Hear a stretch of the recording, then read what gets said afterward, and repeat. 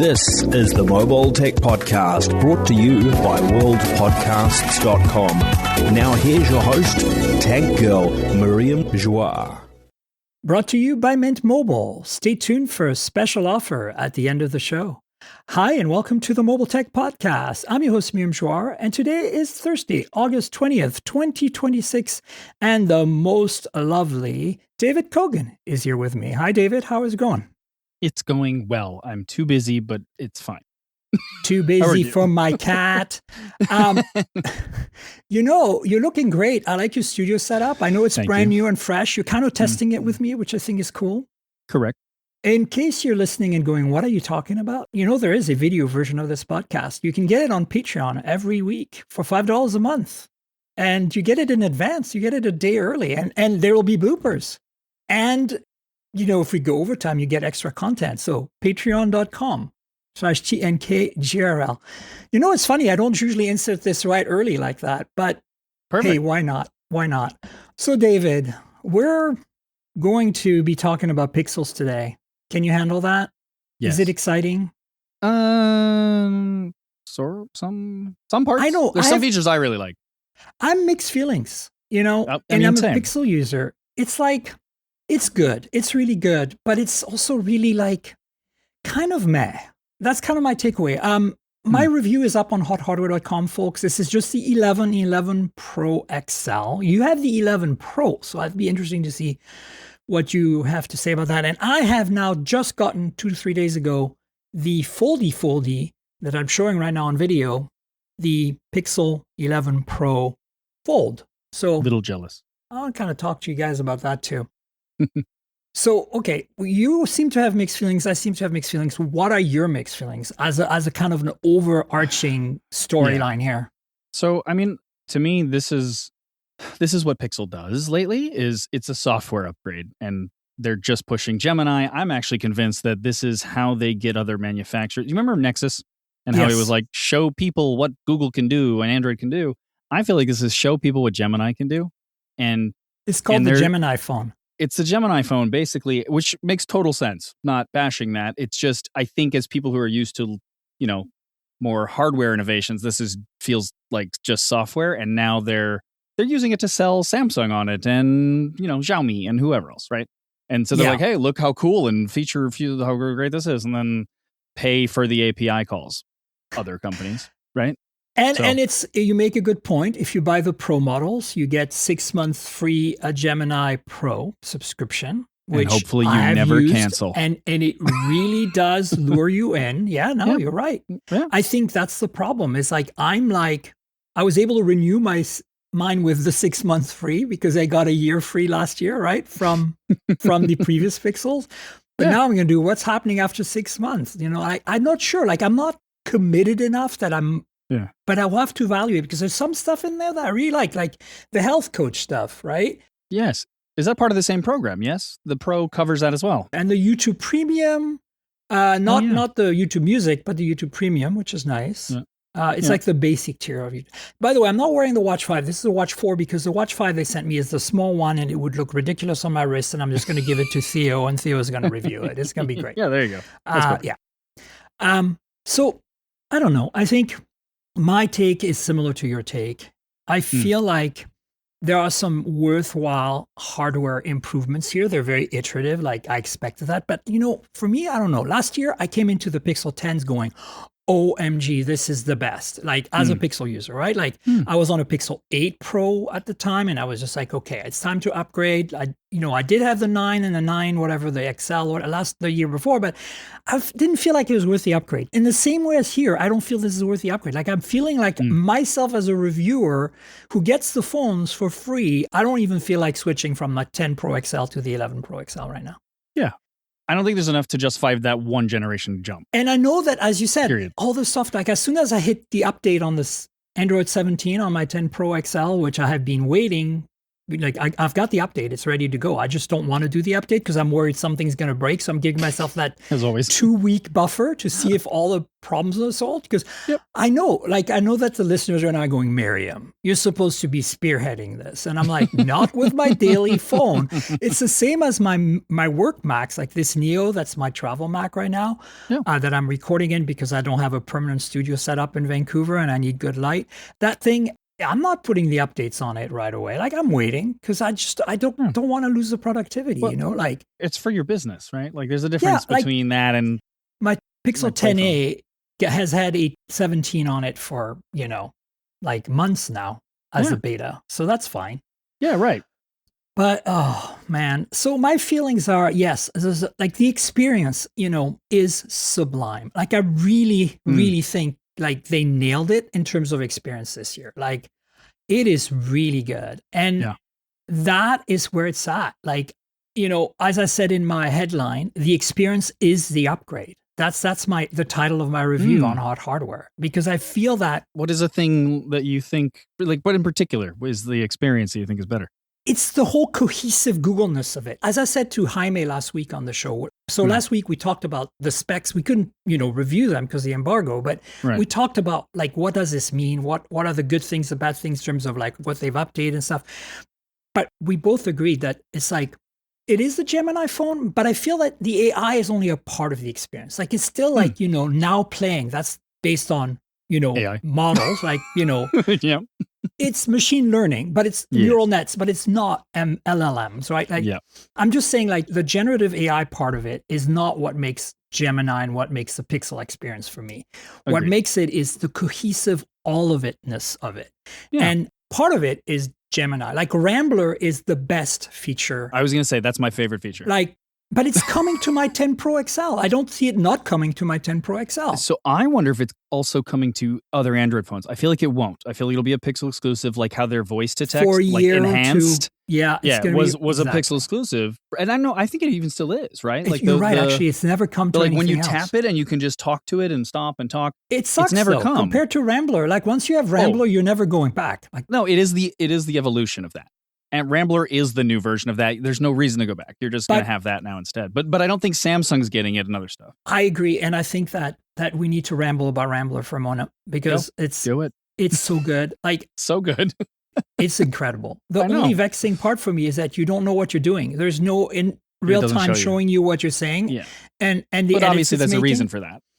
Well, I'm sure it would be terrible if we had to look at it do its thing, but because it would probably like it's an LLM, right? So it would probably like evaluate the next, like it would show us anyway. It would be weird. It'd have to be filtered. It's like any LLM. It's like talking to Gemini or Claude or whatever, right? You give it a thing, it goes and thinks, it does its thing, and then it comes back with a response. This is instead of coming back with a response, it takes your thing, it does its thinking, and then it just spits back text of what you did. It's prompting in the same way.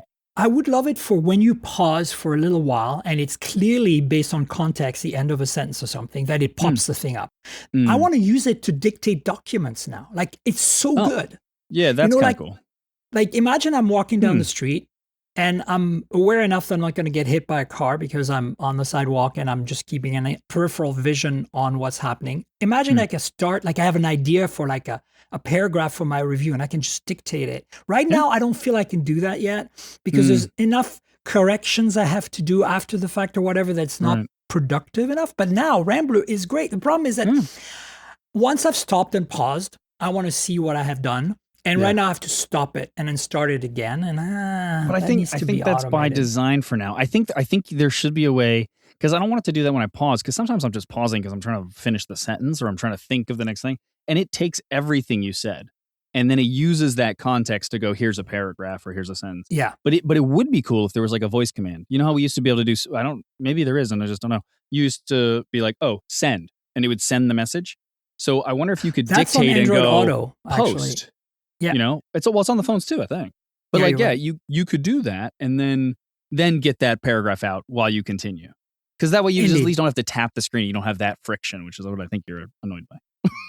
Well, I mean, it's a minor gripe, right? Because you're so used to the previous voice to text where it would literally show you what you were saying. Right now, I'm like, is it working? Well, it has a little waveform thing, but anyway, Rambo it's going to change your life. Like I'm just like, if it doesn't come to my Pixel 10 Pro XL after I upgraded to 17, It might not. I'm going to change phones 100%. Yeah, so don't say that. They're going to do that then. But yes, no, I agree. Well, it's too late. It is worth the phone, that feature. It's going to come back to other Pixels. I don't think it's coming to any other phones, though, and it'll be a Pixel exclusive. I think it might be coming to Tensor G5 phones, but maybe not G4. Ooh. So if you have a 10A, you're SOL. That might be if you have a 9 or 9A, you're SOL. They'll I don't limit know. it in some way, I'm right? guessing. I'll have to try. Honestly, here's the thing. It's supposed to be my job to go back right now to SF, fly back to SF because I'm in Vancouver, go through all my pile of pixels and update them all to 17 and see what features came and didn't come. You will do that. And no. No. Why? So I don't have time. The people want you to do this. Hogan, this is a video for you and your sponsors right there. Go digging through your pile of pixels. I'm not going to. The ones you haven't donated to your friends yet. I got a drawer. You know, Like I donate the phones to my friends when they have an emergency as a temporary loan, air quotes you don't see for the listeners. Because here's the thing, I wanted them all in pixels. I don't give them anything else. You want a Samsung phone? You want an iPhone? Nope. Yeah. I love that you're doing marketing for Pixel, basically. Because I'm part I'm of going to increase cult. the user base. I'm part of the cult. No, I love it. It's great. You know, I love the Pixel. I really do. This is the problem. You know, I keep joking and saying on the podcast I have Stockholm syndrome about the pixels. You know, like I hate them, but I love them. Yeah. And it's true. I can't separate. And in this case, I feel the same. This is such a great experience, the whole package, like the whole, because I use a lot of the Google services for better or worse, because with all this AI stuff, oh my God, how much stuff does it know about me that I don't know it knows about me? So much. It's like I have literally buried my head in the sand now. I don't know. I don't want to know. It's scary as F. But at the same time, when I actually use the product, is this the most cohesive ecosystem that I have access to on any device? Yeah. And here's the thing. Samsung is an Android. It's got Gemini. It's got a lot of the features. But I feel that on any other Android phone, I don't get that same holistic experience that I got on Pixel. It feels bolted on instead of part of it, but again, that's what this phone's about. It's Google showing, hey, here's what you can do.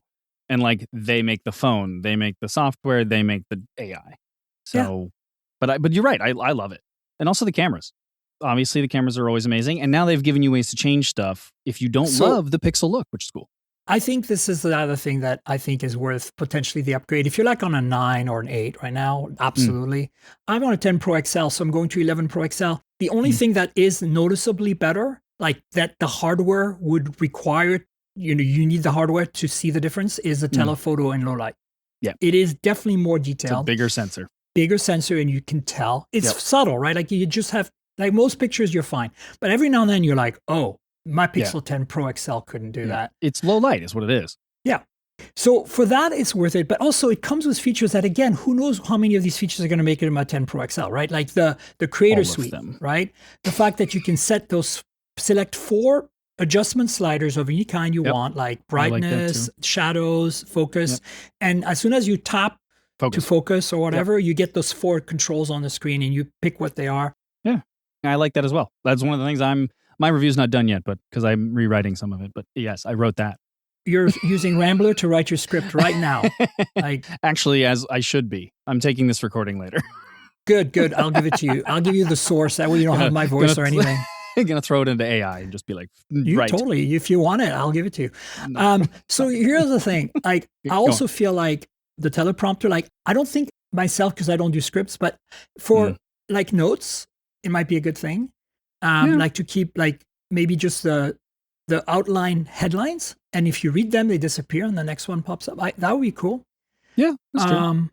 And also, one of the things I turned on and set, and is always going to be on my phone from now on, is the audio levels. Yeah, hallelujah. That's something that should have just been on there, but yes. I don't feel like I should be in pro video on any phone to get audio levels. That's just me. No. Agreed. Because so many of us are creators all the time where we randomly want to put something on a reel, and we always have lav mics hooked up to our phone. So give me levels, because the lav mics lie, all of them. And some of them don't even have levels on the receiver, so we don't even know. Totally. And the worst part is half the time you don't know where the levels are coming from. That's why I like using the Blackmagic app on my iPhones, is because it tells you, oh, you're using a USB audio right now, meaning the lav receiver, or you're using Bluetooth, or you're using the built-in mic. And it's such a simple thing. But I think that's another thing too. There is a lot of simple things about the software that's been updated that is like life. What is the word? Quality of life features. There you go. Right? Like this kind of stuff is just like, it seems small, but it's so useful. What is that third mode called? The one that, is it called auto capture? Magic capture. Thank you. So that is, wow. Like, it's not for me, but like, I can imagine if you have kids or pets and you're not even if you're a creator, if you're just the average human, you want to document moments. This is like the moment, the ultimate moment tech. Yes. I like it. It takes the video and then it pulls out all these different photos for you. And it edits them itself. If you can also turn that off. I found, which I didn't realize at first, and I started playing with it, and I realized you can actually also pull photos out from the video as you want, and it reses them. It does its AI magic, and it makes them. There's a button to hit photos to force it. So basically, what you do is like you can let it figure some stuff out, but if it didn't capture what you wanted, you can go back through the video, pause the video on the part. Say there a little button pops up that says save as photo or something like that. You tap that, it does its little AI magic, and it comes out looking pretty good.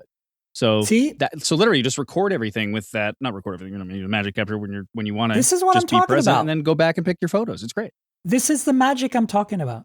This is it. Like, it's the whole experience. You don't get that on a Samsung phone. You don't Nirav and I always argue because he's a big Samsung guy, right?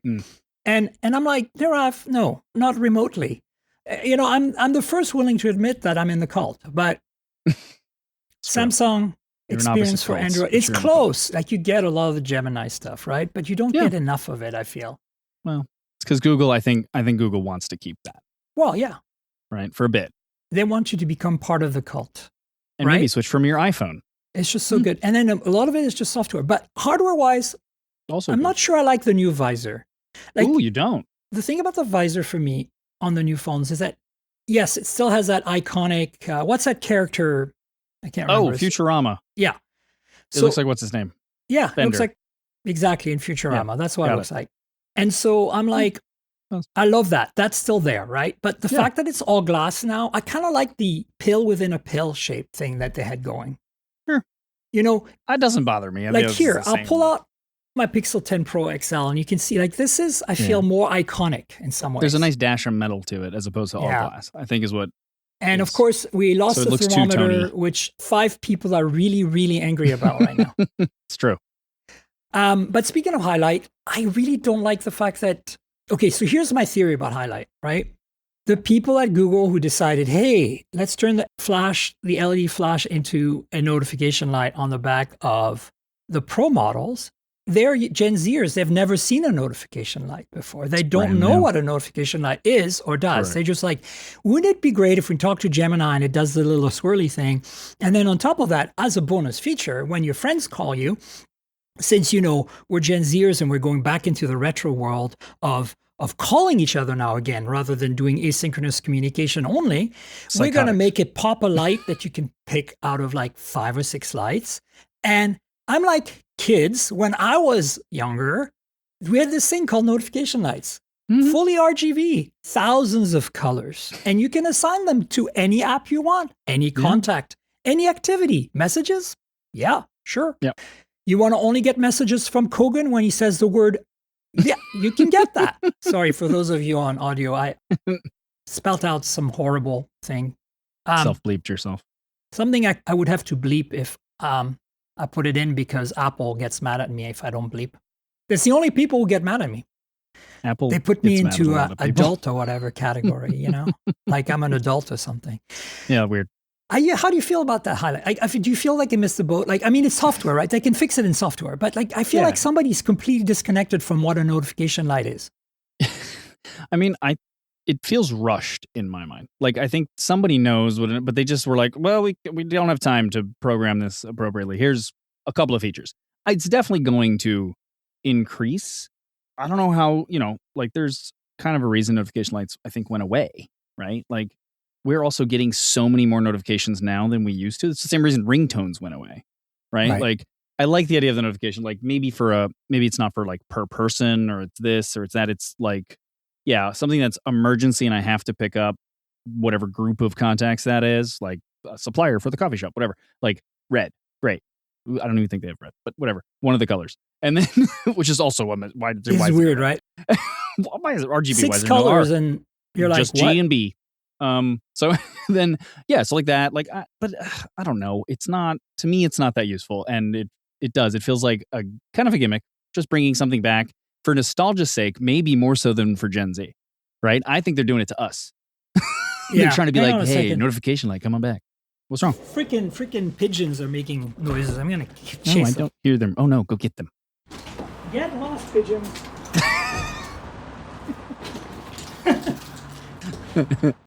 That works. It's like, I don't want to hear the in the background. That's funny. I don't hear it. No, but I might, and it'll annoy me. It's also just annoying, I think. Yeah, so I feel like, what I would like them to do is just give us basic, like, per app color. And then you can, disable the notifications you don't want for that app. And then the light only triggers for the ones you've enabled, right? Yeah. So like you could have it so that like Telegram pops up for some reason. Telegram's blue or or maybe, you're addicted to Blue Sky or something. Like, sure. And also for text. I think for me, like, I don't just want my favorite, like Theo, for example, to pop up as a phone call. I think I need it to flash if they've texted me or something. Yes. Yeah. This is something that's a priority. Like, I'm not saying like, back in the old days on Blackberries where you could program the whole crap out of it. Nobody's going to ever do that. It's a Pixel, right? I get it. Like, you want it to be easy to use. But this is too basic, too simplistic. Yeah. And I think you're right. It's a matter of time. Time and software at this point. Yes, they're going to bring it all. Like, or they'll see. And, the other thing, too, all these companies have anonymous data that you agree to. And what happens is Samsung quotes it all the time without saying it. And they're just like, we realized 2% of people use the S Pen, whatever, right? Yeah. It's because they actually know when you take it out, right? And it's anonymous. Like, let's not get everybody terrified. But like Pixel's going to see. They're going to go, is anyone even using this thing? And should we put more resources towards developing the colors? It's actually very interesting because when they removed the Bluetooth from the S Pen and they gave us a justification only, percentage, the same thing had happened like 3 years before that with my Tesla. Back in the days when I had a Tesla, Elon was crazy, but not nearly as crazy as he is now. Yeah. And when I went from my first Model 3 to my second one, they removed on the passenger side the lumbar adjustments for lumbar support. You can there's little air bladders. You can adjust how much and how high. It left it on the driver's side. They removed on the passenger. And when Elon was asked on Twitter, "Hey, what because this was during the supply crunch during COVID, right? So that would make sense. It wasn't just Tesla. A lot of manufacturers removed lumbar from some cars, and mostly the passenger side because not as important. And so when he was asked, he said, well, he didn't say anything about supply chain, although eventually he did, but when pressed, but he said, oh, well, we have stats and nobody uses it. Some people also make things up, but maybe they do. I don't know. Being the first software-defined vehicle, the Model 3, before the Chinese even got into it, because they copied it, and that became what the Chinese car industry is today, is essentially the Model 3 gone haywire, right? Gone in different directions. Yeah. And so, that made sense to me. But at the same time, I'm like, back then when they were willing to talk about this and not like yell insults at us, Tesla, the company, they did say, it's all anonymized either. Like, you don't have to worry about it. Like, we don't know exactly what you're doing. It's just like overall, very few people were using the lumbar on the passenger side. And since we had to remove it for supply chain, we removed that one. And anyway, it was really interesting because like here we are 3 years later, they removed the Bluetooth from the S Pen. And I'm like, I've seen this before. Yeah, you're going to keep seeing it. Yeah, they all do it. Yeah, I know. But it's interesting to me that they added, like they removed the thermometer probably for the same reasons. 5 people are using it. Right. And then they added this, thing, but they didn't really bake it fully. And that's the thing I don't like about it is it feels like they just released it before it was ready. And they even like anytime any manufacturer releases something and goes, but don't worry, things are coming soon. It's like they know that they didn't have to say any of that. Do you know what I mean? I'm showing off that Pixel Fold, and you can see the crease. Look at how big this crease is. It's not too bad yet, but it's definitely there. Look at that. Oh, compared to like the the Galaxy Z Fold 8 Ultra and Z Fold 8 that I just reviewed. Like, Yep. you I do have notice that.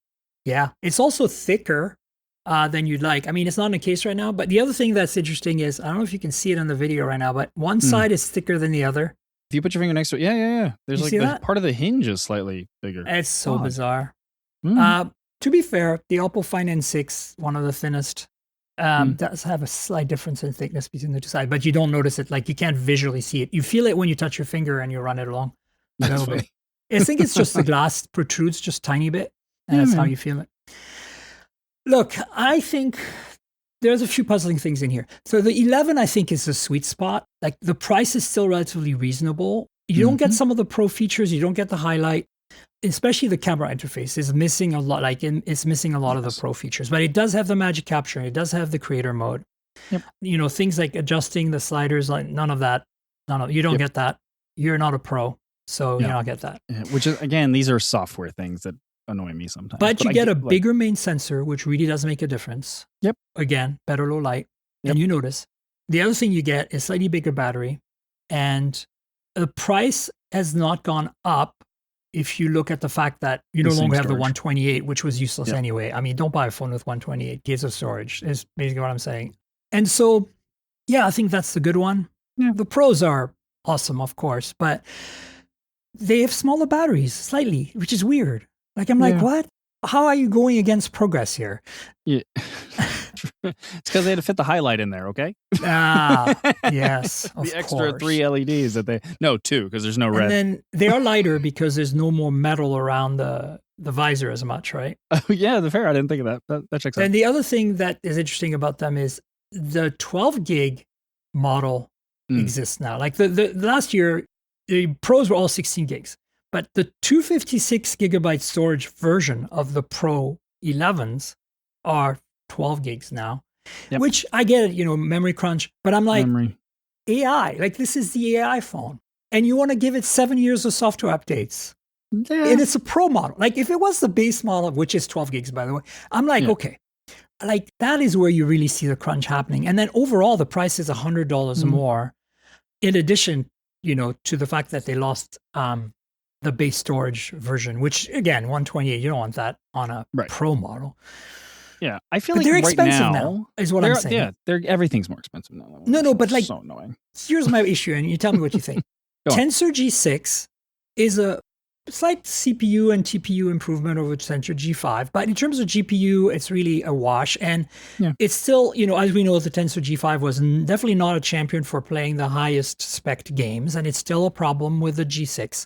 And none of this matters to me because I don't really play games. And as long as the phones are snappy, and by the way, Android 17 has some optimizations because it feels snappier than my 10 Pro XL, which is obviously a year old now. But I also think that I noticed the optimizations in the Z Fold 8 and Z Fold 8 Ultra. I really feel like it's not just the manufacturers applying their special sauce here, because, Samsung made a big fuss on how they did some optimizations.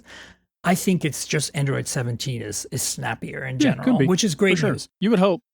You'd hope they'd be improving that with generations. My issue, we're talking prices. My issue is that if you spec out a properly spec, like say you like large phones and you want an 11 Pro XL, you now are getting the 512 gig version because you want the 16 gigs of RAM. And honestly, if you're a creator and you're doing pro stuff, you probably want a little more storage. I can live with 256, but 512 would be nice. You're looking at $14.99. Yeah, it's a lot. But here's the problem. It's a lot, yes, and you're going to say, well, an iPhone 17 Pro Max with that much storage is probably the same or close. But that has a real chip in it. Like, none of this like baby crap tensor chip stuff. Like it will play, AAA best graphic games without even breaking a sweat. And same with the S26 Ultra. Like, and this is my gripe. It's like, I feel like Google always had an edge in terms of pricing. And then, it reflected in the fact that the chip maybe wasn't the best. And that was an acceptable compromise. But now that's lost. And at that point, I'm like, I know this is super tech nerdy and I'm like looking at hardware and I want a Snapdragon chip in there. Like, you have Snapdragon in your watches, Google. Why don't you just give us Snapdragon on the phones? I think I know why, to be honest. Price. It's definitely price. But it's also, they're aiming for AI. And I will say that, like, Rambler, some of these other stuff, like... Do you think that can only be done on Tensor? I think it's done better on Tensor. Not that it can only be. I think because that's all they care about. That's why the GPU has been abandoned. Like, they don't care. They're like, everything that we can offload AI-wise, that's what we want to do because, again, this is Gemini in a phone, and we're trying to showcase it in its best. Crazy idea. I know that they don't have the numbers and sales to justify a Qualcomm chip, which is going to cost more and increase the price even further. If there's Samsung volumes, you can negotiate a deal with Qualcomm. Yeah. What's also customization? Here's an idea. How about you negotiate a deal with Qualcomm and say, hey, we'll take your slightly lesser of the flagship chip. This would be great with an 8 Gen 5, not 8 Elite Gen 5. Like, that would be perfect. Get that in there, but then do the optimizations, work with Qualcomm so that you can use their NPU to do the Tensor Rambler stuff. I guarantee you there's nothing about the Tensor TPU that they call that is especially or different that couldn't be done on a Qualcomm or MediaTek chip. I think it's the integration. It's like when we have an M series Mac. It's not that it's, it's optimized with, like, they can do both of those things in-house instead of having to sit and talk to Qualcomm's engineers and being like, we need this to work with this vertical. And these touch points. It's just boom. And that alone is going to give them an edge over anything they're going to. But okay, here's crazy. For AI, at least. Have you seen how fast Gemini is on the new software update on the 4 and on the new 5 watch? Yeah. Well, that's a Snapdragon chip. Not the same thing, though. You're just talking to it. No. Does it have Rambler? Not yet. Is it coming? Do you know that it's coming? Because I don't. No, I have no idea. I'm totally wanting. I want Rambler on everything. I want Rambler on my Mac. On my computer. Yes. I want. It's Rambler. called WhisperFlow.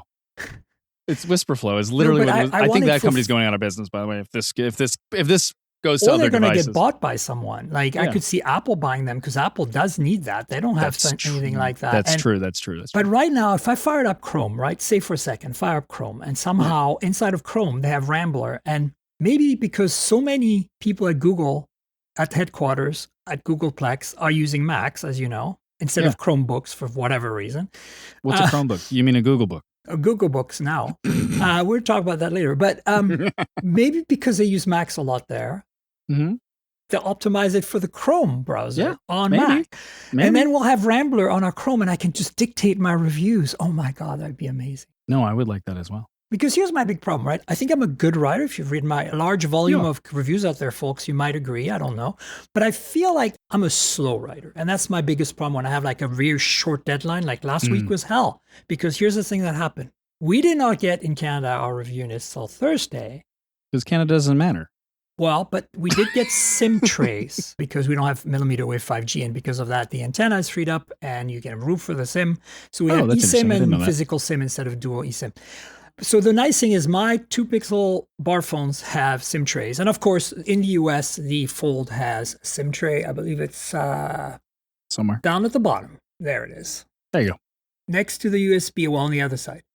So Friday comes along, I record the podcast. So I spent Friday and Saturday working on the podcast. Sunday morning, I published the podcast. I didn't start reviewing the phones till Sunday. Yeah. And then there's an embargo on Wednesday morning. And I'm like, it's a little too short for me. And so Rambler would come in here and I would be able to I'm walking down the street and I have this idea for a paragraph. That happens all the time. Yeah. And right now, because I'm not in front of my computer, I cannot articulate that by typing in a more effective way. So a recorded note might work, but it's too much friction. I want to see it in text right away. Because in text is where I kind of more do the edits. You know what I'm saying? Yeah. But again, you can do like parts of it, send it off, parts of it. So I think I'm going to try that from now on. I've got cheap notes on my phone. I'm going to see if I can create a thing where instead of double tapping to get the camera, I can double tap to open a new note and then start rambling. Yeah, I think that's a good idea. And then I'll have a collection of notes that are paragraphs, and then I can then I can put them in a Google Doc and actually do the editing that I want to do to them. Correct. You could probably actually use that button to get a Google Doc to open and just ramble right into Google Doc. Ooh. Maybe. Save you one. But I do like my double tap for camera though. So what do I do? Long tap? Is there a long tap? Long tap? There's long. No, long tap's Gemini. I'm looking. Yeah, you're right. Long tap. Do we still have the back tap? Oh, maybe. I don't know. Remember long we used tap to have for that? me, I actually don't know if we have that anymore. Old man yells at sky. I have my power button long press set to power menu because of course you turn off your phone from time to time, don't you? Here I am. This is what happens when I long press on power. You get power. Yeah, that's what I want. No, that's dumb. That's dumb. Ready? Look. Down again. Power. I'm going to yell at the clouds now. Go yell at the clouds. Ah, yell at the clouds. Ah. Trying to help. No, I know it exists. I know it's there. I just, Swipe, you know, swipe. look, I never. You're going to use restart. Rambler way more than you will Power You're Button. right. Maybe I will change it because of Rambler. Yeah. Because here's the thing, like right now, that's the thing. I like the idea that every now and then I can restart my phone. Yeah, but 2 swipes instead of a hold button. Do the hold button for something you're going to use more often. It's habit. Like when I tap to hold, I don't expect Old man yells Gemini. at cloud. I know. Over habit. I'm an old Checks lady. out. I'm cranky. Cranky old lady. That's right. It's all right. We'll see. You're gonna use Rambler enough, and then you're gonna tell me how well that it worked, and you'll be like, never mind, I'm not using the power button anymore. And I'll be at your coffee shop and I'll be like, that's okay, Miriam. Pat me on the back and say, Yeah, here, have a you're coffee. okay. Have a coffee. Here's a cortado. You'll feel better after this. Absolutely. And because I'll be bitching about it. I'll be telling you how great Rambler is and how your idea was awesome, but I still wish I could double whatever the power button. Sounds right. Oh, God. We're getting cranky in old age, I swear. Oh, for sure.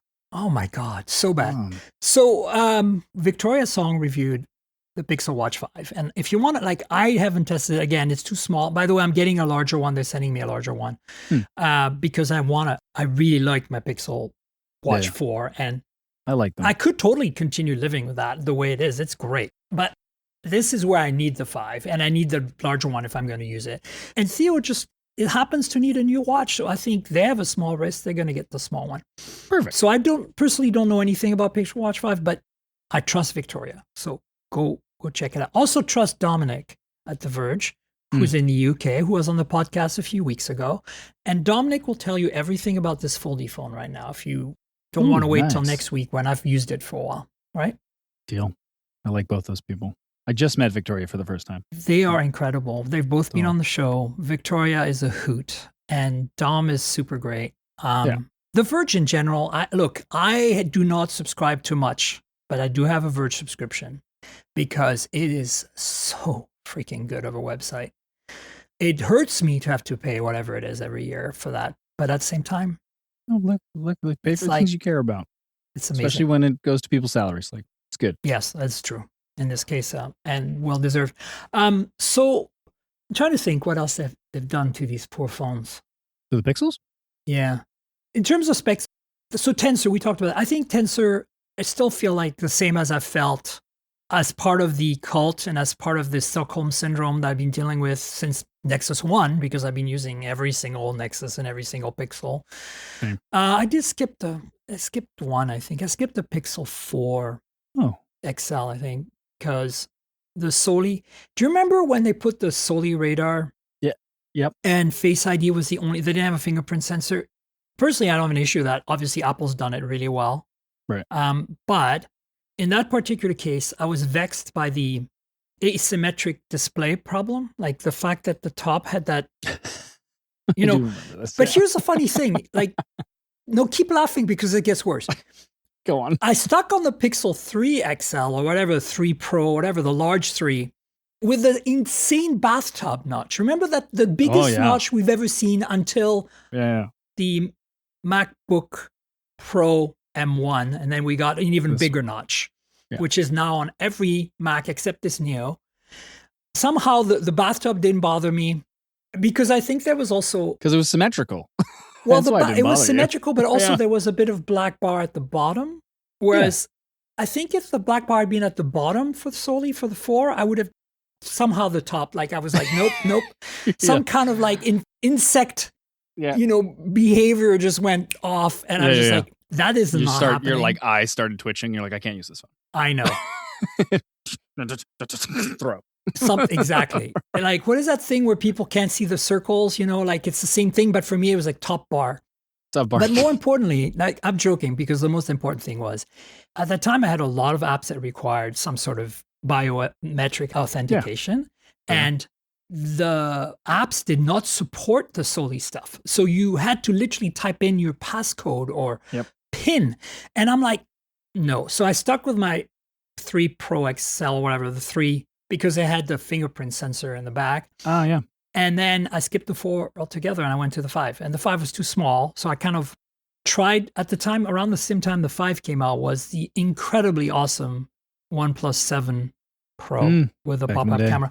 I think maybe I'm mistaking the timelines a bit, but you get the general idea. I did switch to OnePlus for a little bit, and I loved it, but then I missed like Now Playing, the call filtering, the call, cameras. whatever, all the calling. I don't know what they even called anymore. Like I use them all the time, and I Call don't know screening. what they're called. Maybe. I have to look at my reviews. Yeah, same. You know what I'm talking about. The I stuff do that know what you're talking about. Samsung and Apple say nice they've things. replicated, but they haven't. I'm just sorry. It's not even in the same league. No.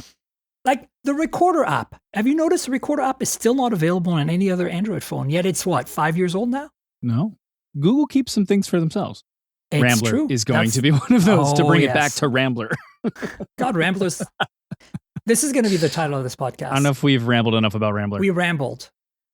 No, a Rambler is absolutely incredible. If you're thinking of switching, you don't know exactly what phone you want right now. You're like, I want an Android phone. A Rambler alone should convince you to switch to a Pixel. Even though Tensor, I don't recommend Tensor to anyone. Please don't get a Pixel. Doesn't bother me. But you know what? Actually, I'm Rambler totally giving you combined with the AI. contradictory. I know it's good. I'm giving you contradictory. No, but I like the fact that Rambler. To me, Rambler is also a great way to interact with an AI. It kind of parses some stuff before you hand it to the AI, right? So if you're talking to, let's say, Claude instead of Gemini, for example, you can ramble God to forbid. it. Yeah, no, sorry, Google. I apologize. No, Claude is My okay. phone just actually. I'm shuts glad off. you didn't say ChatGPT because No, that's I like don't- off. It's on my ban list. Like Yeah, I would use Claude. Claude is okay for coding. I like to use Claude Code. Cowork is fun too. But anyway, yeah, like if you can use it for that, it feels like, again, everything is aimed at using an AI on the phone. The phone is just a window to this AI, and that's what it's about. I also do think it's a beautiful phone, and I think it feels really good. And The hardware, finally, since I think Totally. Pixel 9 onward, the hardware has been no, it's so good. on point. Yeah. All of them. You can They're tell it's incredible. there's a jewelry designer that's in charge of hardware. Is it? You know what I mean? Like yeah. you're just making that Yeah, up? what's her name? No, that's her name. Okay, Can't cool. remember her name. So it'll come to me obviously as soon as we close this. But she comes from a background of hardware jewelry design, so like that makes a lot of sense for the Pixel. But it's also like if I'm gonna use an AI machine piece of glass, like at least this is encased in a very nice package It's very, to very to nice. hold that, and then the cameras are fantastic. Yep. But I think most of the stuff on this phone, the Gemini stuff, is all going to come to other phones. Except Every for Android phone- Rambler. except for Rambler. Except for Play Now. Except Yes, for true. Recorder. True. Wait, yeah, Samsung has like a Now Playing, but I don't think it's. Play Now is the thing with constantly listening and auto detecting what music's that, playing and that. putting it Sorry, on the yes, lock yes. screen. And it's magical. Like I don't even have to start an app. I just look at my screen. I'm like, oh, we're You're like, listening to that's this what it right is. now. This Yeah, is that's great. true. Yeah, it's the little thing. As a music lover, this is nice. It's really nice Yes. to be in a random coffee shop that I'm just exploring in that new town that I'm visiting. And I hear some really cool tunes. And I'm like, oh, look, these baristas are really cool. This place is really cool. And the music is really cool. What is the music? I don't have to do anything. It's right on the screen there. No, yeah, Great. it is brilliant. See, it's the barista phone. That's what it is. I'm It's gonna the hipster confirm barista that phone. with the baristas. You should find out. They all want dumb phones. I can tell you right now. Not a single one of them wants a Pixel. They all just want like a flip Wait, phone. maybe you can convince them if you show them the Z Fold 8. I think when I did take it out, I got some looks, and that is like a huge compliment. Just alone, they didn't just ignore it. They looked at it and they went, But then they're like, it's not an iPhone. "Yeah, that's basic." But that's okay. You're going to fix that next week or Half whenever my it is. baristas have 2 weeks Android from phones. now. Hmm, I have one barista that has a flip, Samsung Flip. I really? was not expecting that. Stupid pigeons. That's rude. The baristas are people. you gotta be That nicer. is totally a blooper. That's great. Oh my God. We're having a good time. Okay. So I want to quickly wrap up here by saying that this Fold is really beautiful in hand. Like I took it out and I Feels was like, okay, like I hadn't touched it. So I was like, on paper last week was philosophical, my judgment on it. And it was like, it's too thick. It's not competitive, right? It's got a tensor chip. That's not competitive. All these things, right? Sure. And then I was like, oh, that is so freaking nice. That's heavy. It It's a little feels- heavier than I'm used to. And again, Yeah, but folks, it's fine. remember, I'm coming from the Honor Magic V6, Oppo Find N6 school of folding phones, like the thinnest, lightest, highly spec'd, best cameras, best processors. Like I'm used to the best. Like 6,000 plus milliamp hour battery, silicon carbon, 80-watt charging, 50-watt wallet, like the best. And so this thing on paper compared to that is just like, meh. But then I touched it and I was like, oh, that jewelry thing you talked about, that you can feel that in this phone. Her name is Ivy Ross, by the way. Oh, thank you. I looked it up. Oh, good. But here's the thing. I've got some Thinborn cases, by the way. Thanks Thinborn for sending me cases. Not sponsored, but I will encase this in the Thinborn right after because it's going to make it barely thicker. And at that point, I think it's manageable. It's 5 millimeters versus the 4.2 of my Fine N6. It is thinner this year a little bit, but it's still heavy and that crease is still there. It's got tensor. But then the redeeming part is Rambler. The cameras. These are some of the best cameras that are not high megapixel count on a folding phone. What I mean by that is the Honor and the Oppo have like the best camera systems on a foldable right now. But they throw the largest sensors into their phones. Exactly. But just to make up for everything. Samsung, for example, the Ultra you just showed does not have, other than the main sensor, does not have a worthy enough camera system, in my opinion. But this on paper doesn't. But then you start using those cameras and you're like, whoa, this is all the Google goodness, Yeah. It's the pixel magic. So I think that if you are willing to compromise a little bit on the cameras and, again, if you can live with tensor, I think if you want a folding phone, this might actually not be so bad because even though it's thicker than I'd like it to be, in the end, it does feel relatively reasonable in hand. Yeah. So I'm maybe changing my mind a little bit. Ask me again in a week because then I'll have used it for a week. I'm going to Seattle tomorrow and I'm going to take it on a little photo tour. It's going to be delightful. Oh, lovely. Yes. Yeah. I just like the way that phone feels. And the cameras. Like, it's hard to find a folding phone with that good of cameras when you take a photo and it comes out. Done. Yeah. It's like if you want the iPhone experience, like it just works. Pixel cameras are that.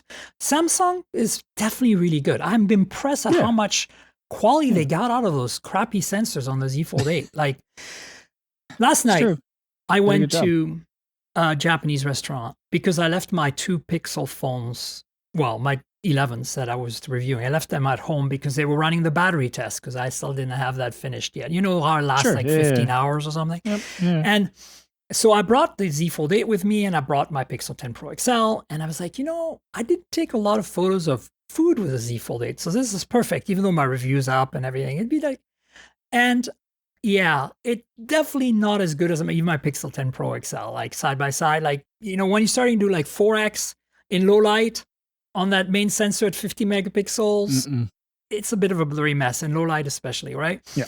So it's good at 4X on the Z Fold 8. It's really solid and good light. And that's what I'm saying. I was really impressed when we went to, you were there, right? For the Tower of London. And like I tested, I was like, whoa, that's not much bad better than I at expected all, right? And the consistency between the ultra wide and the main was better. So I think Samsung's doing some good stuff. But I feel like if you really want that, you tap and you get the best photo experience that you get on an iPhone, that consistency, it's a Pixel. Like, so that's the folding phone with, like, it has more consistency, this folding phone in camera performance, like shot to shot, than the Oppo or the Honor. Because the Honor and Oppo will give you great photos, but some of them are way better than others. Like, you're like, It's because of the software, right? It's like, this is kind of the thing that always happens. It's like, put as much hardware, the best hardware as humanly possible, bolster the spec sheet, and sell it for cheaper than we should. And that's just the model for Asia, basically. But that being said, like on the Oppo and Honor, if you just like tap to focus or take a bit of time to be like, oh, hey, like maybe you can if get I crop amazing this, shots. You get incredible shots. Totally. And so, because that sensor's massive. It's amazing. If you're like me doing a photo walk, that's a better experience. But if you are just you want that picture of your kid running around your living room right now, no, don't use the Oppo. I mean, you can, but But yes, it takes a little bit more work. If nothing else, might have to edit the photo after, right? Yeah. So I agree. But Pixel, just push a button and it's done. That's my take on the whole Pixel situation. Yeah. And that's why it's a bit of a mixed bag because like there are so many good things, but at the same time, like lesser batteries, the 12 gigs on the base model for the pros, the price is going up and you're not getting a processor that I feel is competitive, even though you're right, Rambler is incredible. It's probably enabled with the G6. All that makes me very mixed feelings and very, at the same time, awesome experience, but like, can I have even better hardware? Like, I don't know how to explain it. I kind of want that Chinese hardware that I have, like that. Yeah, sure you do. Not but Ultra phone from China, but maybe Yeah.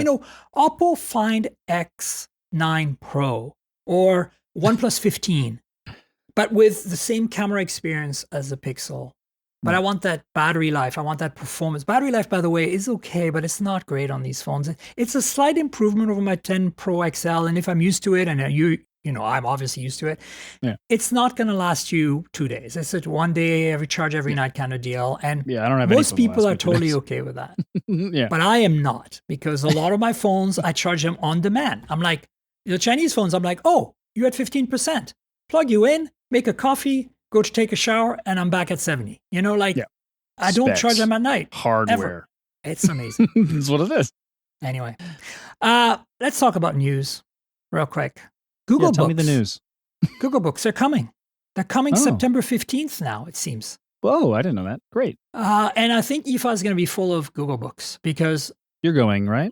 I'm going. Lenovo's taking me there. Cool. Thank you, Lenovo. I'll be there as well. I'll see And you. apparently Moto has some stuff. I'm not sure. This is what I'm hearing. Yeah, I don't Because Lenovo people are telling me you should talk to Moto. So I'm like, okay. know. Okay. Moto stuff. And then Asus is also partially taking me because Lenovo can't cover my hotel for the whole show. Sure. So Asus stepped in. So thanks to Asus as well. They've been a sponsor of the podcast before.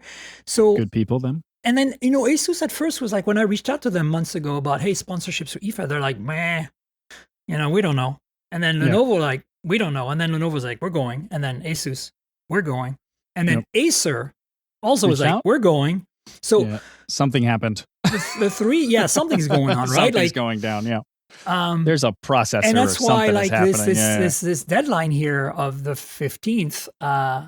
So there's going to be an official launch event in New York on September 15th. Is what? Do we we're know here. anything about them? Like what? No. Cool. But okay. Here's my theory. I don't know anything. I have no idea. I have a theory. Go on. Rambler. They're going to have Rambler. Absolutely. Yep. You will switch to a Google Book if they have Rambler. What we know about them is that they're premium-ish, like MacBook Air competing type hardware. Like pricing, same? We don't know. But I would assume a little cheaper maybe.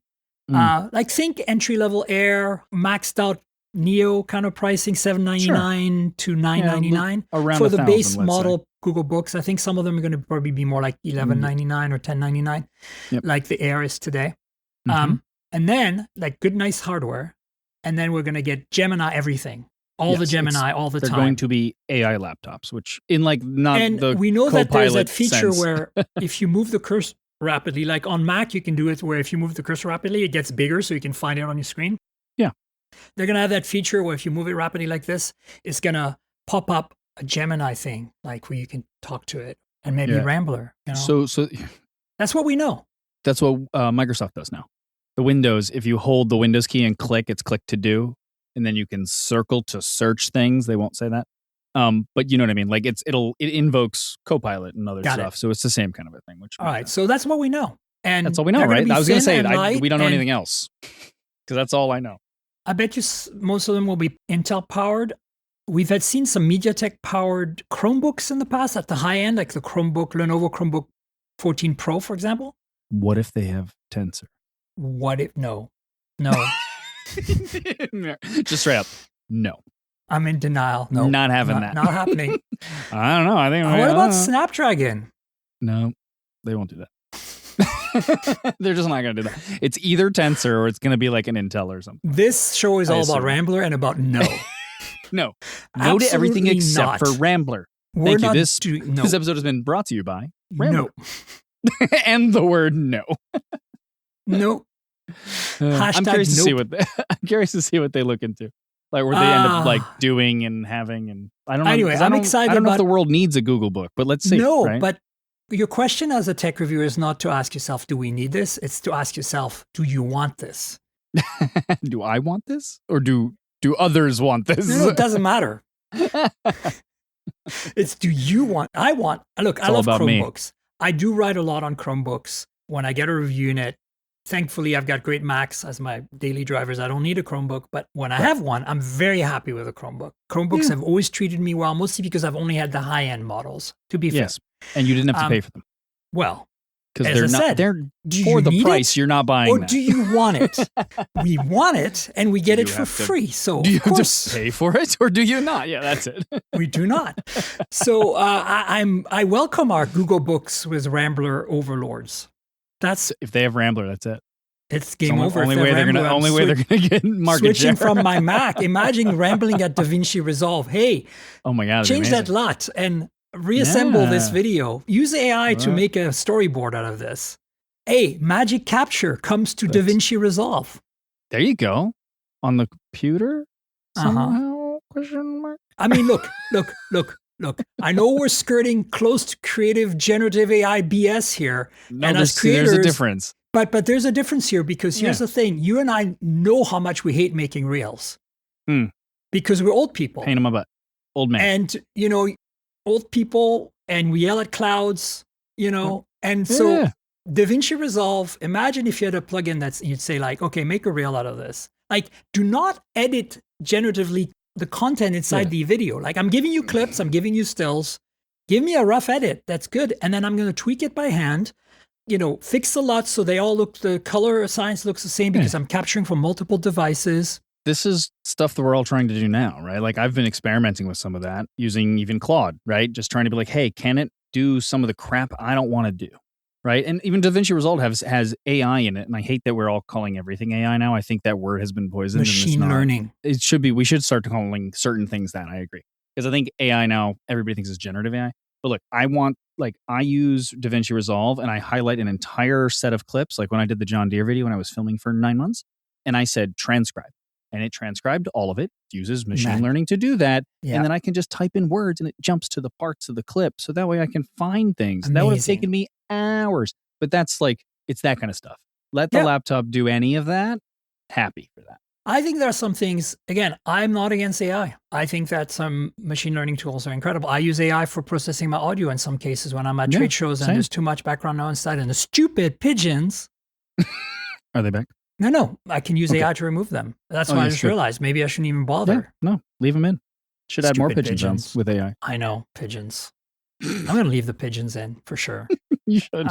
So my biggest obstacle at creating reels is, edits has been my go-to. Meta's app is pretty good, but I take more photos than videos. I really want to be able to grab a bunch of photos, throw them in a timeline, put a track of music on top that's licensed, and say, create a video. Don't use generative AI here. Just use like a montage. Pan and Scan. Use Ken Burns. Yeah. Give me Ken a Burns, the montage. entire video. Right? Poor Ken Burns. He's been clubbed to death, the guy. Okay. So give me a rough cut that has synced to the audio, right? Because that's the hard part to do. And that's all I need. And then I'll take it over from there and I'll put some captions. Maybe I'll do a voiceover and you can caption it for me. Yep. That would make my workflow a million times faster than using edits. And especially if I can do it on a computer or an iPad. Yeah. There are services to do some of that now. Yeah, but I've tried them. They suck. They don't give me the freedom to do what I want. Oh, true. Okay. The overall thing they generate is solid, but then when I try to micromanage it, adjust the timeline, it gets really tedious because I'm not in DaVinci, Right. And this is what I want. This is why I was starting to experiment with using DaVinci. Like you can create an MCP for it. We're gonna get real nerdy. You can create an MCP for it and then have Claude talk to it specifically and start to do things. It's just not quite there yet because it's not meant to do that. I need Resolve or DaVinci or Blackmagic to make the AI in Resolve so I can tell it to do stuff and it knows exactly what it needs to do. And then it just puts them on the timeline. It doesn't make something. It just, and then I can go through to your point, edit and clip it and stuff. We're getting there though. It's getting there. And so I don't know how we got from that to Rambler. This from Rambler and Google Books, but we're rambling. AI. That's AI. Yeah, we're rambling. That's what's happening. Okay, back to topic. Go. Here's the thing. I'm looking forward to Google Books because I like Chromebooks. And I'm also, I'm not looking forward to the next thing. I was going to say, I'm also looking forward to the Galaxy S26 Fan Edition coming August 27th. But am I really? You're not. Should I? No. Should you? It's not. No. Somebody who wants a cheaper phone. But you can get a discount on the S26 probably. Oh, yeah. Doesn't this happen every year? where this comes out. Like, we're look, always I'm like, not wait a second, why don't we against just the buy the fan last edition one? in absolute, but I'm like, the A series exists and the S series is on discount all the time. Yeah, it's a way for them to recycle parts. That's what I Mostly it's the Exynos. They always put an That's what I Exynos mean. in there and it Yeah. vexes me. It's like tensor. It's like, oh, icky. Give me MediaTek chips or something. I don't know. Oh, by the way, one of the things we didn't mention about the Pixels, MediaTek M90 modem. I'm already seeing big difference in performance and battery life just on that alone. Like standby time? Okay. Oh, nice. Thank you, MediaTek, who has been a sponsor in the past, but they're not sponsoring this time. But hearts. Same with Qualcomm. They have sponsored this time. They're both awesome, but no Tensor. Tensor Google Books coming September 15th. No, with Rambler. Watch, oh, okay, maybe. Watch. Yeah, exactly. See, this is exactly like we just summarized the entire Pixel thing. It's like That's Tensor, it, no. Rambler, yes. Okay, good. I'm in the cult. I'm staying in the cult. Experience over the specs is what's going to happen. I'm never That's leaving what the freaking I cult. know. It's not happening. Don't force me. I would never. You Okay. be you. So Galaxy's coming, Fan Edition. Fairphone 6 Plus coming to the US. This is a big deal for those of you. And look, I'm a big rights to repair person, but I'm also practical and realistic, and I do want the better phones. So right. Fairphone, I love the idea. Everything is it's like what's it called? The laptops. Framework, right? Like perfect, awesome. I love it. But do I want it? Like, does the average person want it? No. It's a tough I like sell. that it exists. Exactly. Right. But now it's coming to the US officially, because until now you could buy the Fairphone 6, but not with Android on it. Like it had like some kind of open source, non-Google ASOP version of sold by a third party, imported. But now you can get it from Fairphone on their website in the US. And the only difference between that and Fairphone 6, the Plus, is just Snapdragon 7S Gen 3 to Snapdragon 7S Gen 4. That's the build of the software is the same on both phones, from what I hear. So slightly better processor. And honestly, for $649, I mean, considering what inflation's done to phone prices, the fact that you could keep this phone forever and upgrade it and fix it is actually potentially something you want to explore. And if that's you, then now you can do that in the United States of America. And I guess the nice thing about it is literally that, right? Like if you're paying the 6 something, it's not paying it and then having to sell it to buy the next phone. It's then everything beyond that costs a smaller portion. Yeah. Hey, it's $200 for the new camera, or it's, in theory, that's cool. I'm not sure if they're like framework in the sense where you can upgrade the motherboards. I think it's just more repair. Yep. Oh, is it only repair? You can. I thought. Did I make this up? Maybe I'm thinking of a different phone. I thought I saw like you could. They can replace the camera module. And the camera repair it. modules, yes. Yeah, but that means you could also upgrade your camera in theory. Maybe. Do they? They don't sell any of that though, do they? If the thing is compatible, I don't know. I don't know. Well, I'm just thinking they would sell extra modules, and then they would just get recurring revenue out of you for the life of the phone, which is another big thing for them, I'm sure. Right? It's like, hey, you ever want a new camera? You want to do this? You want to do that? I agree with the idea being good. Are they doing it though? I don't know. Yeah, I think I right now it's mostly like you break your camera assumed. module, you can replace your camera module with a simple screwdriver kind of thing. You break your battery, you break your screen, Yeah. So if you're accident prone and you're rights to repair, spearheader, maybe the Fairphone 6 Plus is your phone. It's going to be a decent phone. Like the specs are decent. I would rather have it if it could have upgrades. Like you're looking at Pixel 10a kind of level of performance here. Not the camera. That's pretty good. Not the software. But you're not getting Rambler, so forget it. The experience. Moving on. Go on. Just moving on here. CMF Buds Neo coming. I reached out to my good old friends at Nothing/CMF to ask them for those buds, because I did get the clip ones that they just recently sold and made. Like, and I'm a in-ear canal active noise canceling person. Same. So this has got me more excited. Hopefully we'll find out more, because that's coming on the 20th. That's today. Yep. Well cool. Then, but it's early in the day, so maybe I'll be able to put a link to something more in my show notes for you guys for Sunday, because I publish on Sunday and it's Thursday right now. Let's see. Anyway, I just want to let you know, because I love what Nothing and CMF have been doing, and their earbuds are particularly good, especially the pricing on the CMF buds for the bang of the buck is. So this is a completely new product, so hopefully it's even better and even for the same price, right? Yeah, and I'm sure they'll look fun. They'll look great. and they'll sound decent, and they'll be cheap. Not cheap as in bad, cheap as in very affordable. Inexpensive. Yes. And then let's see what else we got. Okay, well, a couple of Qualcomm things. Okay, so this is what I mean by, maybe Google could use the lesser chip, because there's rumors that Qualcomm is going to follow in Apple's footsteps at the summit in September next month when they announce their new Snapdragon 8 Elite Gen 6. Presumably that's what it'll be called. We don't know anything yet. But there's supposedly going to be two chips, like, A19, A19 Pro, but Snapdragon 8 Elite Gen 6, probably the base, and then Snapdragon 8 Elite Gen 6 Ultra, or, Yes.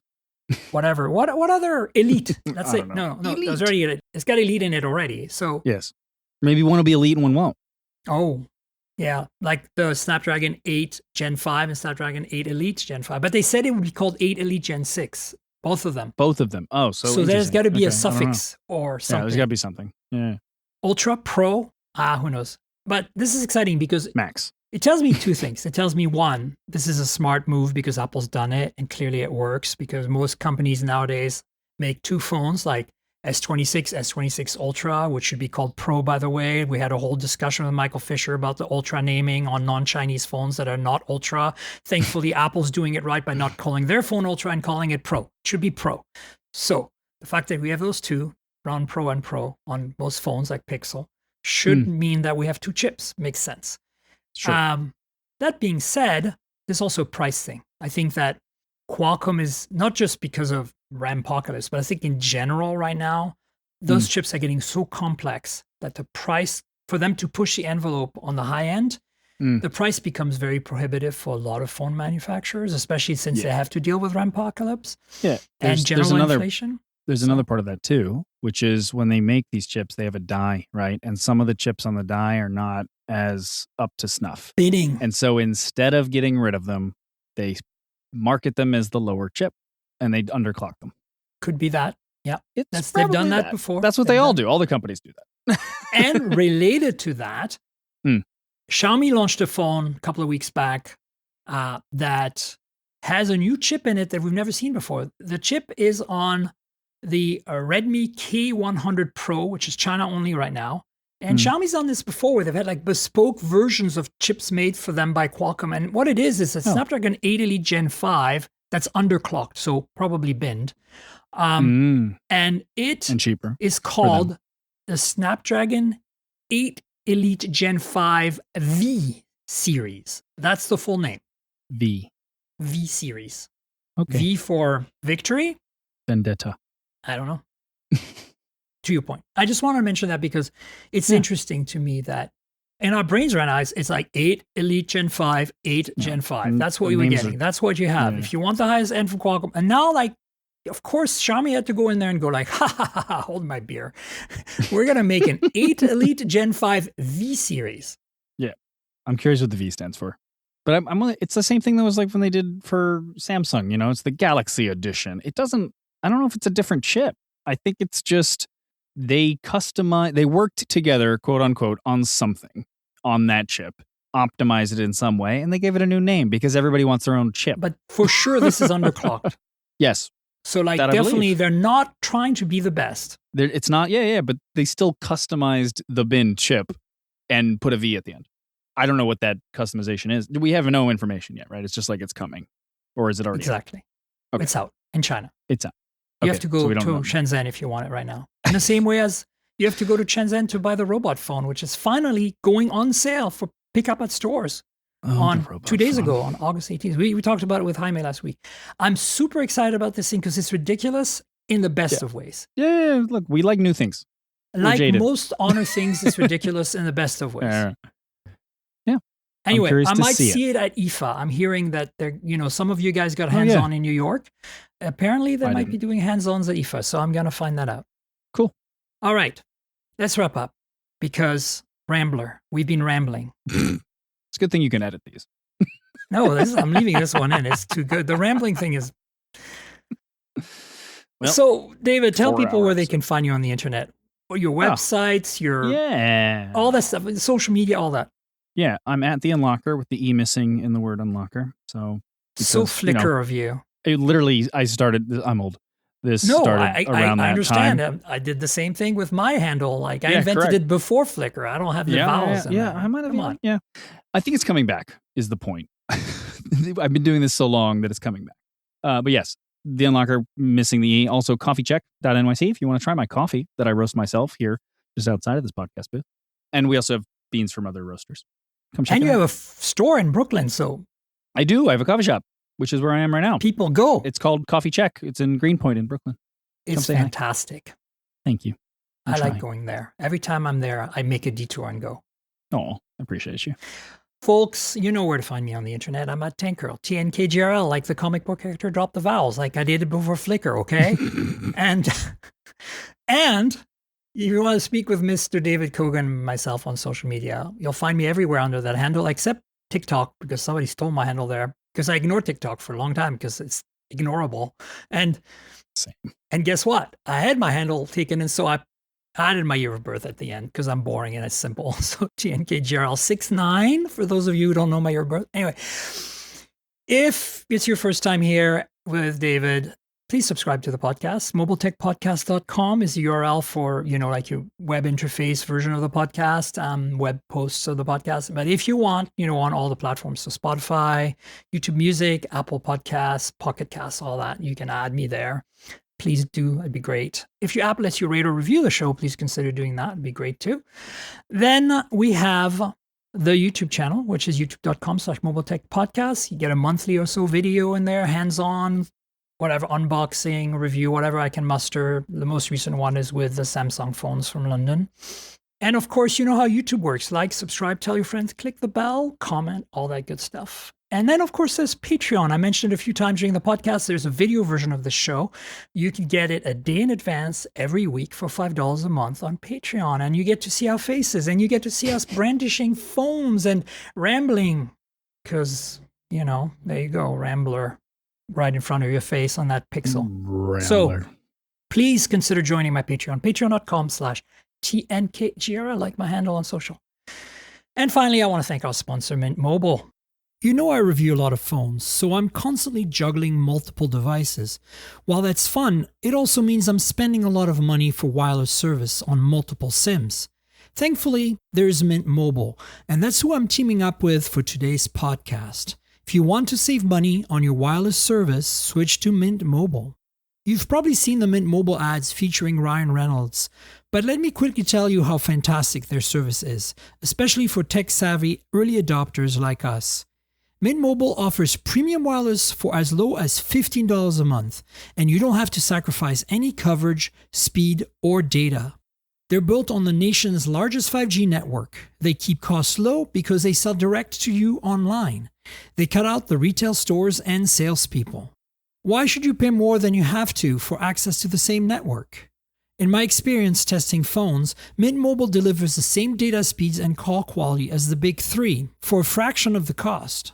Switching to Mint is super easy. Thanks to their eSIMs, you can sign up and activate immediately right on your phone from the comfort of your home. No more standing around waiting in line at a big wireless store. You can keep your current devices and phone number and easily switch services. And if your phone isn't eSIM compatible, Mint will ship you a new SIM card free of charge. The whole process only takes 15 minutes, and if you get stuck, Mint has a great customer service team to get you through it.